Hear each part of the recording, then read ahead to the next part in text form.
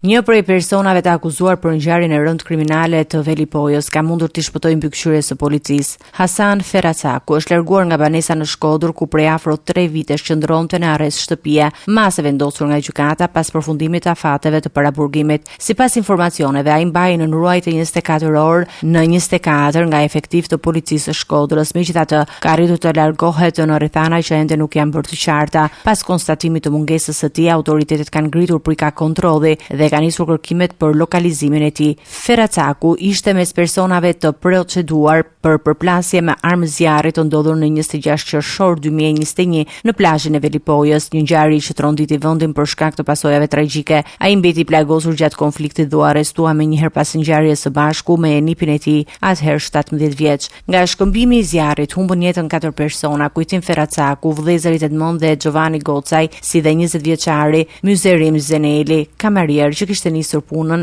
vetëm atë ditë. 2 persona të tjerë mbetën plagosur. Sipas dosjes hetimore, konflikti nisi për mosmarrveshje mbi administrimin e një hapësire me shezlon në plazhin e Velipojës. Por brenda pak minutash u përshkallëzua në përdorimin e armëve të zjarrit, duke sjellë një bilanc tragjik. Në vijim të hetimeve për atë ngjarje, policia shpalli në kërkim dhe 3 djemt e Hasan Feracakut të dyshuar për përfshirje në konflikt. Ndërkohë, arratisja e tij nga arresti shtëpia ka hapur një tjetër hetim, i cili do të përcaktojë përgjegjësinë për mënyrën se si arriti të shmangej kontrolli të forcave të rendit.